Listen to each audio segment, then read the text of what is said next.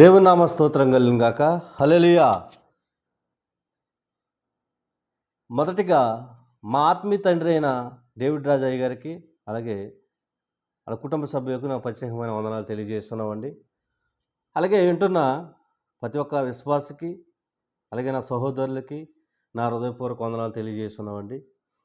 ఇవాళ మన అంశం వచ్చి పాపముతో కట్టుబడి ఉన్న మానవుడండి. ఏంటది? పాపముతో కట్టబడున్న మానవుడండి.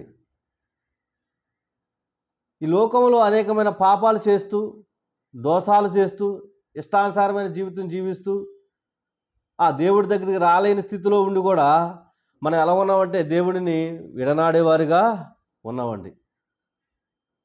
ఆ దేవుడి దగ్గరికి వస్తానికి ఇష్టపడలేని స్థితిలో మనం ఉన్నామండి.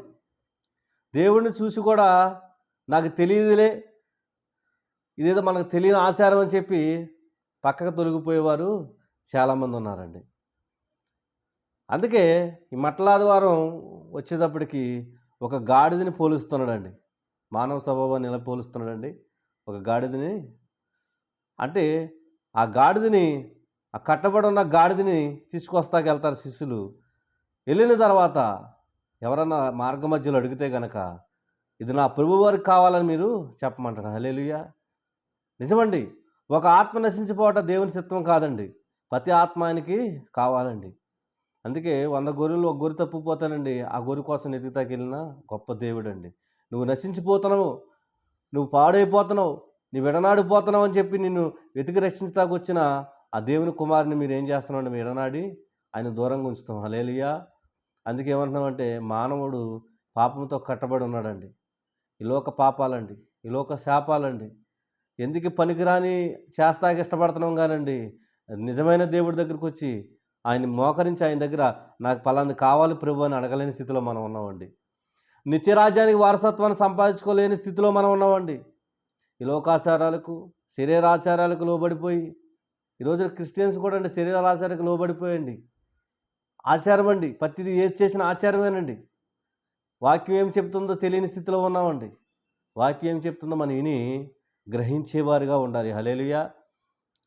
మత్తయి సువార్త 21వ అధ్యాయము 1, 2 వచనాలు చదువుకున్నామండి. తరువాత యెరూషలేమునకు సమీపించి ఒలివ చెట్టు కొండ దగ్గర ఉన్న బెతెస్దాకు వచ్చినప్పుడు యేసు తన శిష్యులతో ఇద్దరిని చూసి, మీ ఎదుటనున్న గ్రామమునకు వెళ్ళుడి, ఎల్లగానే కట్టబడి ఉన్న ఒక గాడిదయు దానితో ఉన్న ఒక గాడిద పిల్లయు మీకు కనబడును. వాటిని విప్పి నా యొద్దకు తీసుకుని రండి. ఎవడైనా మీతో ఏమైనాను అని ఎడల అవి ప్రభువు కావాలని చెప్పవలను. వెంటనే అతడు వాటిని తోలపెట్టమని చెప్పి వారిని పంపును. దేవుని నామ స్తోత్రం కలుగును గాక. ఇది ప్రభువుకు కావాలని చెప్పి ఎప్పుడైతే నువ్వు ఆయనతో చెప్తావో ఆయన వెంటనే అంగీకరిస్తాడండి. నువ్వు నిత్యము ప్రార్థనలో మునిగిపోతాయి, నిత్యము ఆశీర్వదించబడాలని నువ్వు ఆ విశ్వాసంతో కూడి ఉంటే కనుక దేవుడి దగ్గరికి వచ్చినప్పుడు నిన్ను ఎవరో ఆటంక పెట్టడండి. ఈ లోక సావాసం ఏది నిన్ను ఆటంక పెట్టదండి. ఈ లోక సావాసం ఏది నిన్ను ఆటంక పెట్టదండి. ఈ లోక అపవాది నిన్ను ఇబ్బంది పెట్టడండి. ఎందుకంటే నువ్వు ప్రార్థనలో ఉన్నావు కాబట్టి, నువ్వు ప్రార్థనతో జీవిస్తున్నావు కాబట్టి, వాక్యానుసారమైన జీవితం జీవిస్తున్నావు కాబట్టి ఏ సాతానుడు నిన్ను బంధించేవాడుగా లేడు. హల్లెలూయా.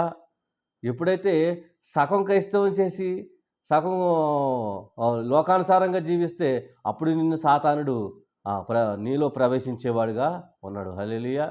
అందుకే మనం ఏం చేయాలంటే నిత్యం ఆయన్ని ఆరాధించేవారుగా ఉండాలి, నిత్యము ఆయనతోటి జీవించేవారుగా ఉండాలండి. అప్పుడు ఈ లోకంలో ఎవరో కూడా నిన్ను ఏర్పాటు చేస్తా చూడరండి. ఈ లోకంలో నిన్ను వేధిస్తాక ఎవరో చూడరండి. నిజమండి. అనేక సందర్భాల్లో ఎన్నో ఇబ్బందులు, ఎన్నో ఇరుకులు పడతా ఉంటామండి. ఆ ఇరుకుల్లో నుంచి దేవుడిని విడిచిపెట్టేవాడుగా ఉన్నావా? లేకపోతే దేవుడు ఇది ఇది ఇచ్చాడే నాకు చాలు, ఇంతవరకు నన్ను ఆశీర్వదించాడులే చాలు అని ఎప్పుడైనా అనుకున్నావా? ధనం చాలా చెడ్డదండి. ఈ లోక ధనం చాలా చెడ్డదండి.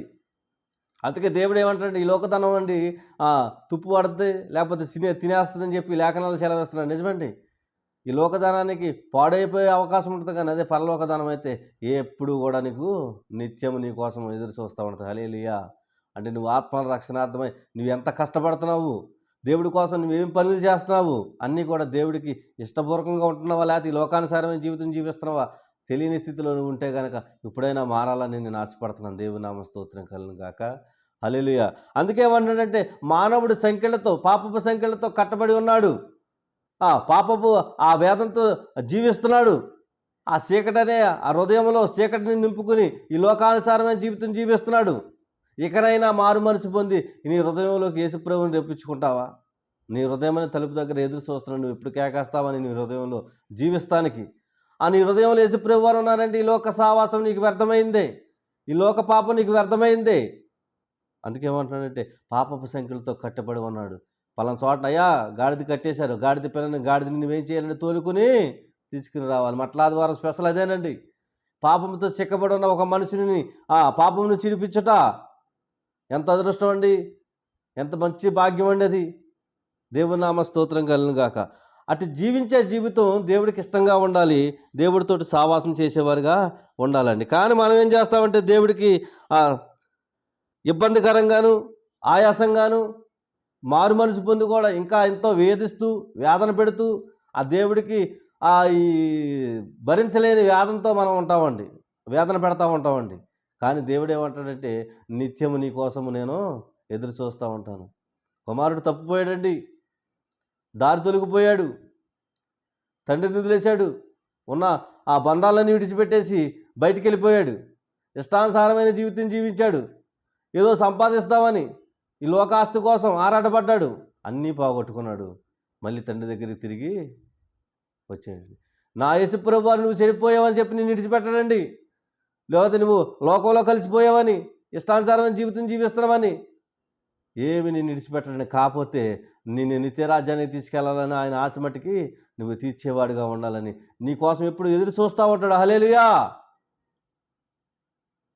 అలాగ మనం జీవిస్తే గనక నిత్యము నువ్వు ఆశీర్వదించబడతావు. యాకోబు రాసిన పత్రిక అండి 1వ అధ్యాయము,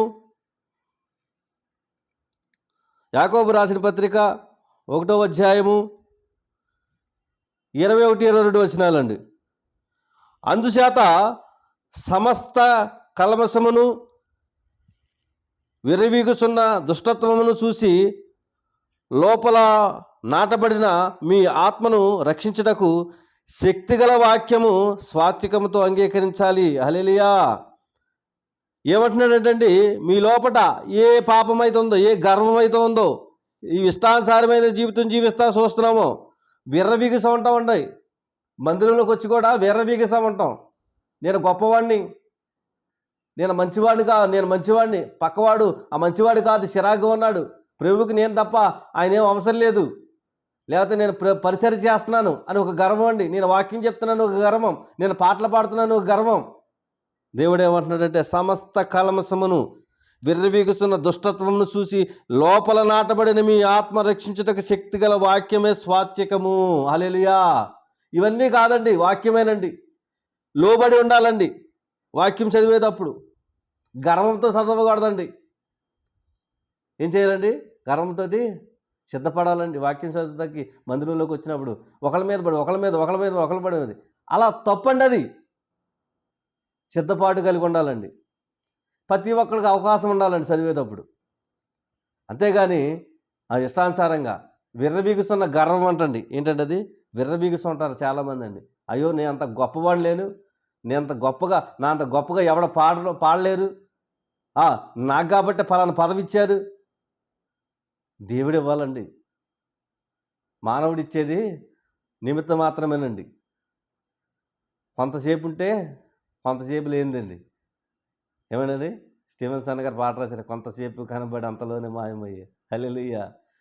నీ జీవితం అంతా కొంతసేపు కనబడితే కొంతలోనే మాయమైపోయే జీవితానికి నువ్వేం చేస్తావంటే ఎన్నో ఆశలు చేస్తూ ఉంటాం, ఎన్నో అలంకరిస్తా చూస్తూ ఉంటాం. ఎవరైనా ఏదన్నా అంటే కనుక నీకు గర్వం, నన్ను అంటావా నువ్వని. సమాధాన పడే స్థితి నీలో లేదండి. కానీ ఆ దేవుడు ఏమంటాడు, నేను సమాధాన పరిస్థితికి వచ్చానంటాడండి. నేను పరిచర్య చేయటానికి వచ్చానే కానీ చేయించుకోవడానికి నేను ఏమాత్రం కూడా రాలేదంటాడు. హల్లెలూయా.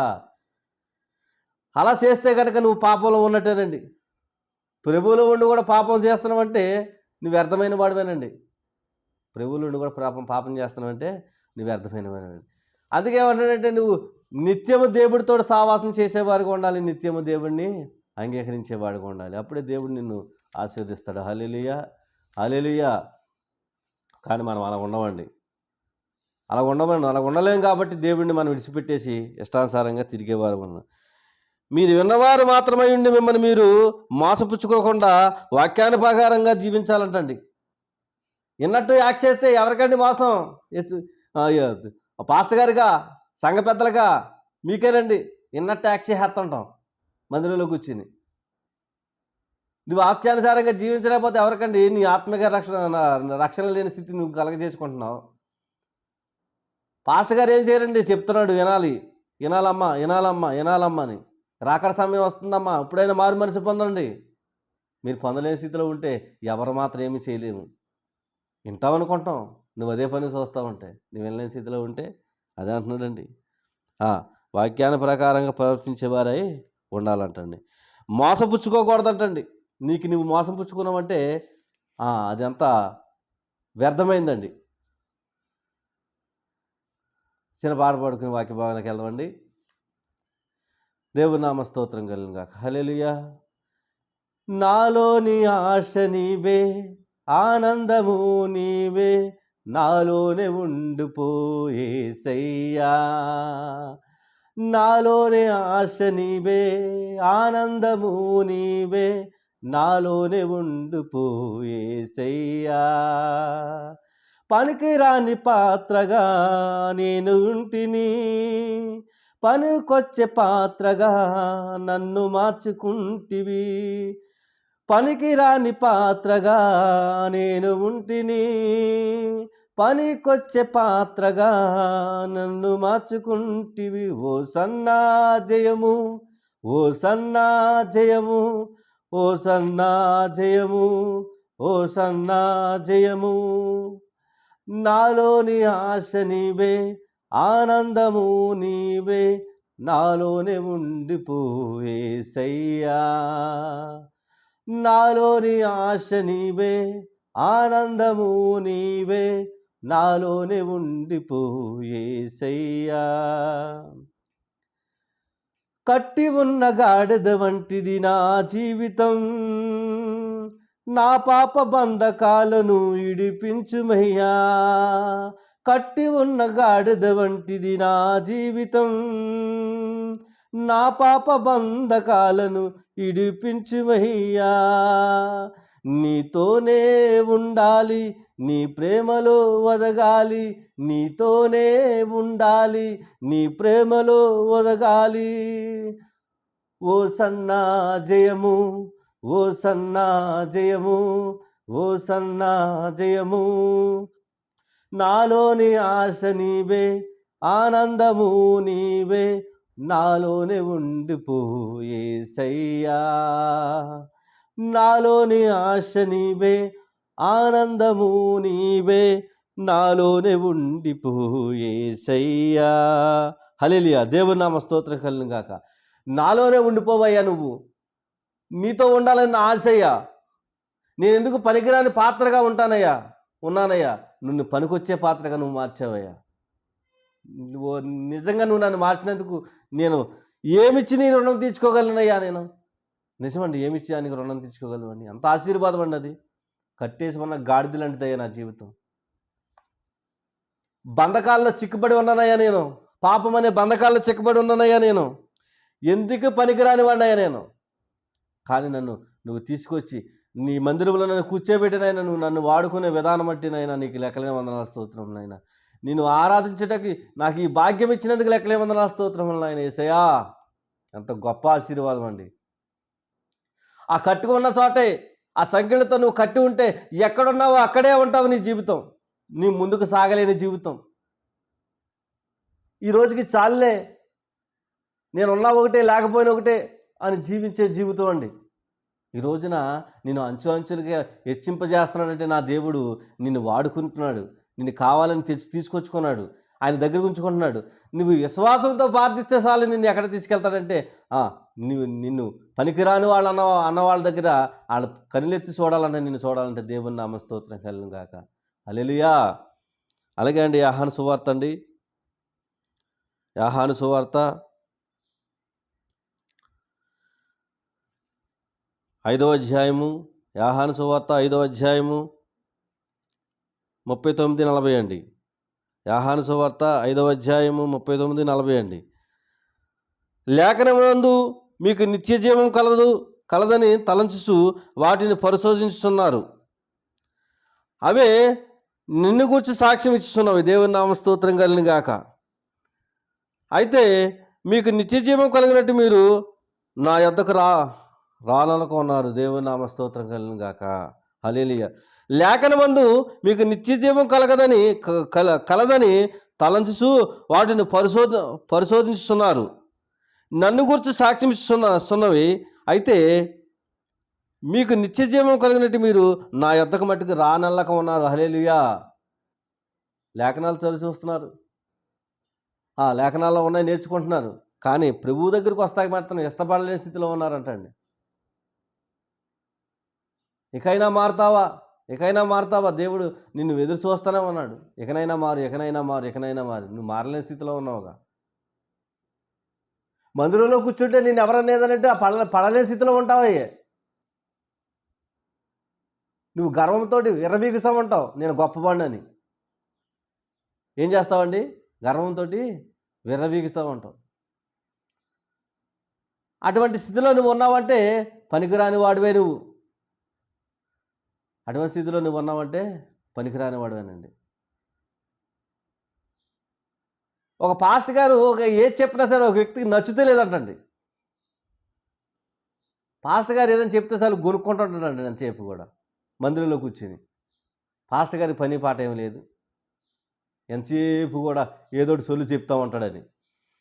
కానీ పాస్టర్ గారికి చాలా కోపం వచ్చేదంట అలా చెప్తూ ఉంటే. ఏమైంది సరే ఆయన చంపేయాలనేవాడంట పాస్టర్ గారు. ఆ విశ్వాసం విన్నాడంట. విశ్వాసం విన్నవాడు ఉంటాడా, ఊరుకుంటాడంటారా? పాస్టర్ గారు అసలు ఆ మాట అనకూడదు. ఆయన అన్నాడు కోపం వచ్చి. విన్నా విశ్వాసం ఊరుకోడు కదండి. వెళ్ళి చెప్పాడంట పాస్టర్ గారు, నేను చేసేస్తానంట అని. సర్లే అయిపోయింది అక్కడతోటి, సద్దుమణిపోయింది. ఆయన బాధ ఆయన పడ్డ, ఈయన బాధ ఈయన పడుతున్నాడు. ఒక రోజున భార్యాభర్తలు కలిసి బయటికి వెళ్తూ ఉంటే భార్య నేల నూతిలో పడిపోయిందంటండి. నడుస్తా చూడలేని స్థితిలో నేల నూతిలో పడిపోయిందంటండి. భర్తకి ఈత రాదండి భార్యను కాపాడటానికి. ఎవరైనా కాపాడండి, హెల్ప్ చేయండి అని చెప్పి అరుస్తున్నాడంటండి. అరుస్తూ ఉంటే ఎవరు అన్నారంట, అయ్యా మీ విశ్వాసి మా నూతిలో పడిపోయిందయ్యా, సౌబతులమయ్యా అని ఉందంటే పాస్టర్ గారు అదా మీద పరిగెత్తి నూతి కాడికి వెళ్ళి గౌక్కున నూతిలో దూకుతుంటే పైన ఉన్నాయని అంటాడంట, ఈ నూతిలో దూకాడు నా భార్యను చంపేస్తాడని చెప్పి అరుస్తున్నాడంటండి ఈయన. కానీ ఆయన పైకి ఏం చేశాడంటే ఆవిడని తీసుకొచ్చాడంట, ఆ ప్రాణాన్ని కాపాడి రక్షించాడంటండి. ఆయన అన్నాడంట, మీరు మనల్ని చంపేస్తారని అన్నారని నాకు తెలిసిందండి. నా భార్యని మీరు చంపేస్తారని భయం వేసిందంటే, ఆయన నేను కోపం లేదని ఉంటాను, కానీ నా పిల్లల మీద నాకు కోపం ఏంటయ్యా? నువ్వు ప్రతిదాన్ని నన్ను ఎదిరికిస్తున్నావని, ప్రతిదాన్ని నన్ను అడ్డగిస్తున్నావని ఏదైనా కోపం వచ్చి అన్నానేమో, కానీ మీరు నాకు సొంతమయ్యా, మీరు నా ప్రాణం, మిమ్మల్ని నేను చంపుకుంటానా, మిమ్మల్ని విడిచిపెడతానా అని అన్నాడంట. నిజంగా పాస్టర్ గారు కోపం వచ్చే మాట మనం అన్నా కానీ అనరు. ఆయనకి ఎంత కోపం వచ్చిందో ఈయన అన్న మాటలకి ఆ మాట అన్నాడు. కానీ రక్షించే ఆ గుణం ఎవరికి ఉందంటే ఒక దైవజనుడికి ఉందండి. ఏ పరిస్థితిలో ఉన్నా సరే అండి, ఏ స్థితిలో ఉన్నా సరే, నువ్వు ఆయన మీద దెబ్బలాడినా సరే, నీకేదైనా అవసరం వస్తే కాపాడేవాడు ఆయనేనండి. ఎవరండి ఆయన? పాస్టర్ గారండి. ముందుగా వచ్చేది ఎవరండి ఇంటికంటే ఆయనే. మనం ఏం చేస్తామంటే తోలనాడుతూ ఉంటాం, హేళన చేస్తూ ఉంటాం. మనకు తెలీదు మనం మంచిగానే ఉన్నాం అనుకుంటాం, మనం బాగానే ఉన్నాం అనుకుంటాం, మనం బైబిల్ చదువుతున్నాంగా, వాక్యానుసారమైన జీవితం జీవిస్తున్నావుగా అనేది మనలో అనుకుంటాం. కానీ ఏమంటున్నాడంటే కిందకు వచ్చేటప్పటికి మీరు నా యొద్దకు రాలేక ఉన్నారు. ఎక్కడి వరకు వచ్చారంట? మందిరం వరకు వచ్చారు. కానీ దేవుని హృదయంలోకి రాలేని స్థితిలో ఉంచుకున్నారంటండి. ఒక క్రైస్తవుడై ఉండి అన్ని వ్యసనాలు నీలోనే ఉంటే, ఈ లోకానుసారమైన జీవితం నీలోనే ఉంటే, ఇష్టానుసారంగా జీవించాలని ఆశ నీలో ఉంటే, దేవుడు నీ దగ్గరికి వస్తాడని రాడండి. నువ్వు పాపంతో నింపబడి ఉన్నావు కాబట్టి దేవుడు నిన్ను విడిచిపెట్టేవాడు ఉన్నాడు. హల్లెలూయా! అందుకే ఏమంటున్నాడంటే దేవుడు, ఆ పాపపు సంఖ్యల నుంచి విడిపించేవాడుగా నేనున్నాను. నువ్వు విడిపించబడతాక నువ్వు రెడీగా ఉన్నావంటే, అవును ప్రభువా, నీ చిత్తం, నువ్వు ఎలా అయితే అలాగా. నువ్వు నన్ను విడిపించితే నేను ఆశీర్వదించబడతానయ్యా. నీతో నేను సావాసం చేస్తూ నా జీవితాన్ని ఈ లోకంలో ముగించుకుని నీతోటి నిత్యరాజ్యానికి వారసత్వాన్ని సంపాదించుకుంటాను. ఆ వెయ్యేండ్ల పాలనలో నేను కూడా ఉంటాను ప్రభువా అని అలా అని మన ప్రార్థన చేసేవారు ఉండాలి. హల్లెలూయా! అలాగే మార్కు సువార్త అండి. మార్కు సువార్త 7వ అధ్యాయము 6-7 వచనాలండి. మార్కు సువార్త 7వ అధ్యాయము 6-7 వచనాలండి. అందుకు ఆయన వారితో ఇలాగ చెప్పును, ఈ ప్రజలు పెదవులతో నన్ను గనపరుచుదురు కానీ హృదయముతో నాకు దూరముగా ఉంటారు. హల్లెలూయా!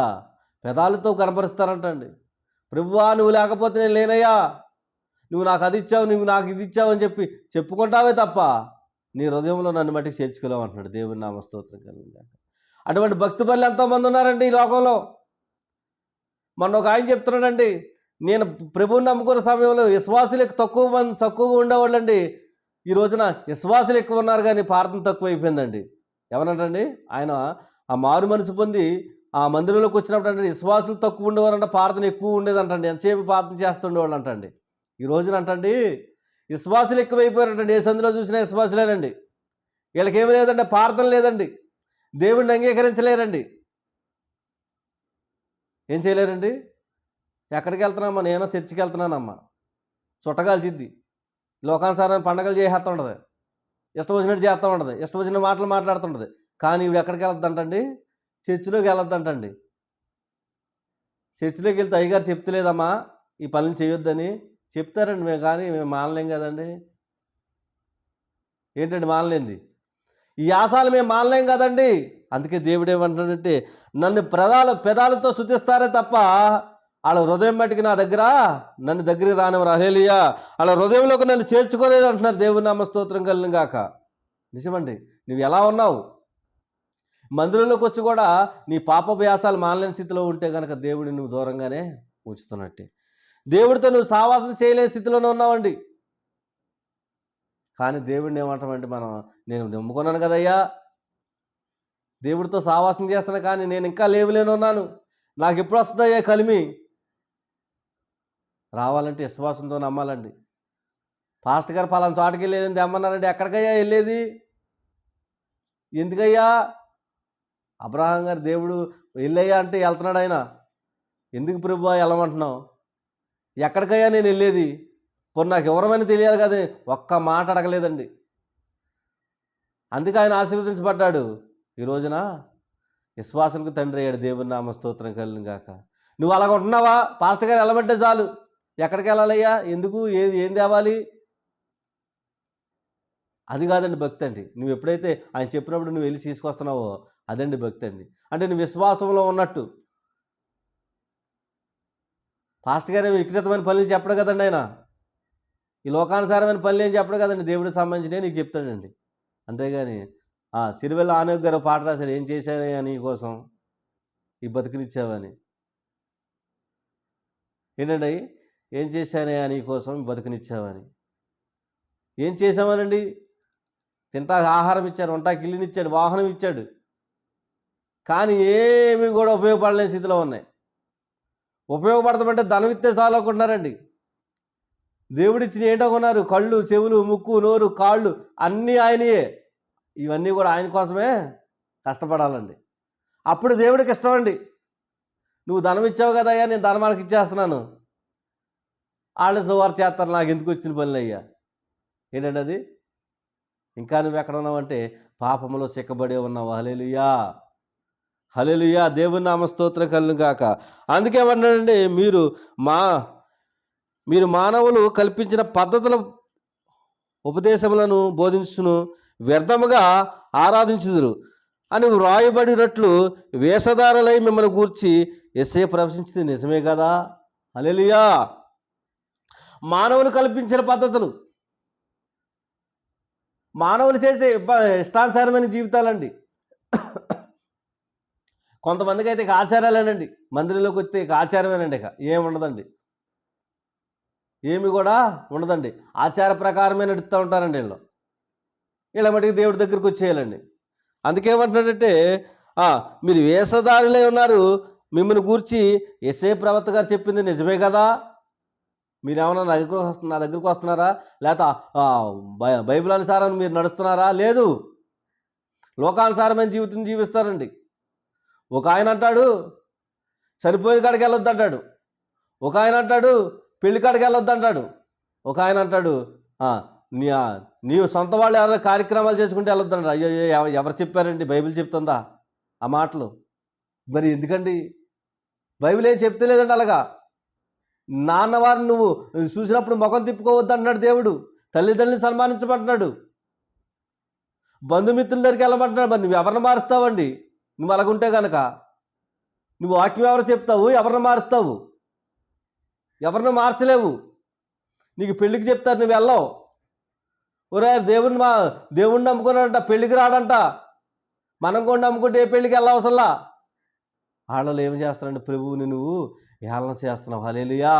అక్కడ ప్రభువుని కించపరుస్తున్నావు నువ్వు. అది నీకు కాదండి బాధ, ప్రభు వారికే బాధ. అయ్యో, నా కుమారుడు ఎలా చేస్తున్నాడు ఏంటని. మారండి అమ్మా, ఎక్కడైనా మారండి. బైబిల్ ఏం చెప్తుంది అదే చేయండి. బైబిల్ ఏం చెప్తుంది అదే చేయండి. ఈ మానవులు కల్పించిన ఆచారాలు మనకు వద్దండి. బైబిల్ అనుసారంగా జీవిద్దామండి. బైబిల్ ఏం చెప్తుందో చేస్తే దేవుడికి మీరు దగ్గరగా ఉంటారు. హల్లెలూయా. మీరు మారు మనసు పొందటానికి ఇంకో ఆత్మను మీరు మందిరంలో తీసుకొస్తానికి మీకు అనుకూలంగా ఉంటుంది. హల్లెలూయా. అంతేగాని మీ ఇష్టం వచ్చినట్టు మీరుంటే దేవుడు మిమ్మల్ని ఆశీర్వదించడు. ఇంకొక ఆత్మ వస్తానికి సిద్ధపడదండి. అలా సిద్ధపడాలంటే దేవుడు నిన్ను ఆయన చెప్పిన ప్రకారం నడుచుకోవాలి. హల్లెలూయా. నేను ఇంకో వాక్యం చదివించి మెసేజ్ని ముగించుకుందామండి. ఈ వాక్యాన్ని ముగించుకుందాం. హల్లెలూయా. అలాగే జకరీ గ్రంథం అండి. జకరీ గ్రంథము 9వ అధ్యాయము 9వ వచనం అండి. సీమోను నివాసులారా బహు సంతోషించండి, యెరూషలేము నివాసులారా ఉల్లాసంగా ఉండండి. నీ రాజు నీతిపరుడును రక్షణ గలవాడును దీనుడై గాడిద పిల్లని ఎక్కి నీ వద్దకు వస్తున్నాడు. హల్లెలూయా. ఎలా ఉన్నాడంటండి? దీనుడే అంటండి, సమాధానకర్త. ఆయన కోపతాపాలు ఏమి లేవండి. యూదులంతా కలిసి కొడతా ఉంటే, ఆ సైనికులంతా కొడతా ఉంటే, యూదులంతా అబద్ధ సాక్ష్యం చెప్తూ ఉంటే, తండ్రి వీరేం చేస్తున్నారో వీరు ఎరుగురు గనక వీరిని క్షమించమంటున్నాడు. హల్లెలూయా. ఇంకా అంతకన్నా గొప్పవాడు ఎవరు ఉంటారండి? అంతగా క్షమించేవాడు ఎవరుంటారు?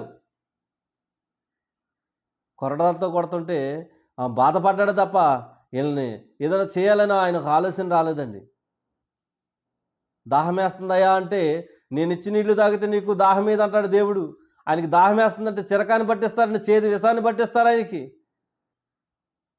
మానవ స్వభావం అండి, పాపరహితమైన జీవితాలండి.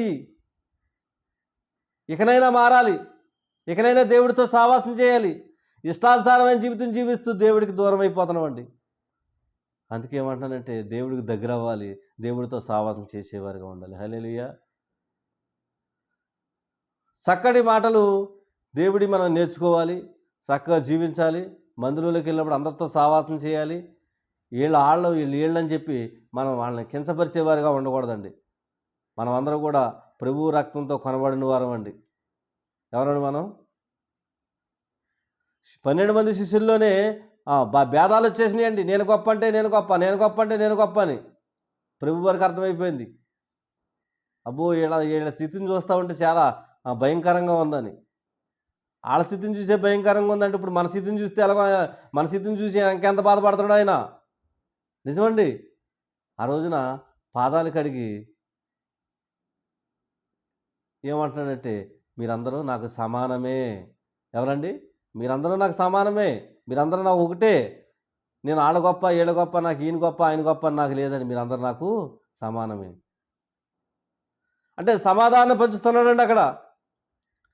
సంతోషాన్ని పంచుతున్నాడండి. అలా సంతోషించి సమాధానంగా బతికి క్రైస్తవులు జీవించాలి తప్ప, నేను గొప్ప అనుకున్నవాడు ఈ లోకంలో జీవించిన దినములు తక్కువైపోతాయండి. హల్లెలూయా! నువ్వు వ్యర్థంగా జీవించవలసిందే. వ్యర్థమైన పనులు చేయవలసిందే. హల్లెలూయా! దేవుడితో సహవాసం చేసేటప్పుడు దేవుడికి సంతోషం ఇవ్వాలి.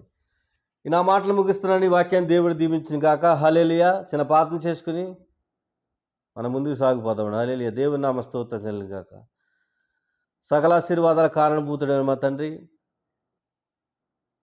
బాబు ఈ ఉదయకాల సమయంలో చేస్తున్న ప్రార్థన మీరు ఆలకించండి, ఆశీర్వదించండి నాయన. ఇంతవరకు నా తండ్రి పాపపు సంఖ్యలతో చిక్కబడి ఉన్న ఆ మానవుడి గురించి నేర్చుకుని ఉన్నాను నాయన. దేవా, మరి ఆ గాడిద స్వభావం గలవాడు నాయన.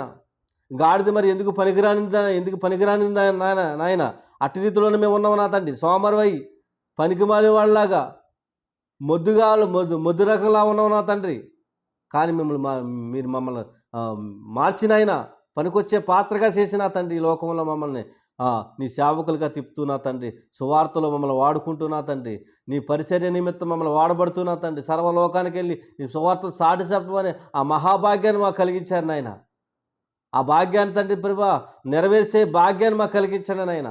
తొట్టిల్లిపోకుండా ఎవరన్నా మమ్మల్ని వేధిస్తారేమని భయపడకుండా నీ మాటలు చెప్పే భాగ్యం మాకు కలిగించండి ఆయన.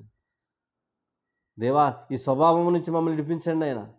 మా పెదాలతో కాదు నాయన మిమ్మల్ని ప్రార్థించేది మా హృదయంతో ప్రార్థించే భాగ్యాన్ని కలిగించండి నాయన.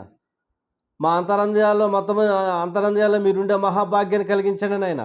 మేమెందుకు పనికిరాని వాళ్ళం నా తండ్రి. నువ్వు మాలో ఉంటేనే మాకు విలువ నా తండ్రి. నువ్వు మాలో ఉంటేనే మాకు పరిశుద్ధత నాయన. నువ్వు మాలో ఉంటేనే మాకు రక్షణ భాగ్యం నా తండ్రి. మీరు కృపను అనుగ్రహిస్తారని అడుగుతున్నాను. ఇంతవరకు నా తండ్రి నా మాటలను బట్టి ప్రతి ఒక్కరు కూడా ఆస్వాదించబడే భాగ్యాన్ని కలిగించిన నాయన. మరి పాపపు సంఖ్యల నుంచి విడిపించిన ఆయన నీ లోకంలో ఉన్న తండ్రి, నీ పరలోక రాజ్యంలో మాకు వారసత్వాన్ని సంపాదించుకునే భాగ్యాన్ని కలిగించండి ఆయన. ఇంకా ఎంతమంది అయితే మారు మనసు లేని వారు ఉన్నారో ప్రతి ఒక్కరు మారు మనసు పొందినైనా నీ రాజ్యానికి వారసత్వం సంపాదించుకునే భాగ్యాన్ని కలిగిస్తారని ఈ మెట్లాది వారు నాడు మాకు పరిశుద్ధతను కలగజేసి మీరు ఆశీర్వదిస్తారు. యేసయ్య పరిశుద్ధమైన నామంలో అడిగి వేడుకుంటున్నాం తండ్రి. ఆమేన్. పరలోకమందున్న మా తండ్రి, మీ నామం పరిశుద్ధపడునుగాక, మీ రాజ్యం వచ్చునుగాక, మీ చిత్తం పరలోకమందు నెరవేరినట్టు భూమి అందును నెరవేరునుగాక. మా అనుదిన ఆహారం మాకు దయచేసి అపరాధం చేసిన వారు మేము క్షమించినల్లా మా అపరాధములు క్షమించము. మమ్మల్ని శోధనలోకి దాకా దృష్టి నుండి మమ్మల్ని తప్పించు. ఎందుకనగా రాజ్యం, బలము, శక్తి, మహిమ నిరంతరం నీవై ఉన్న కనుక మనిషి రక్తమే జయం, శిలువ రక్తమే చేసినాము సంపూర్ణ విజయం. అపవాదికులు అనంతనాశ చేసినామనికే సంతోషం కలుగునుగాక. ఆమేన్. ఆమేన్. అందరికి వందనాలండి.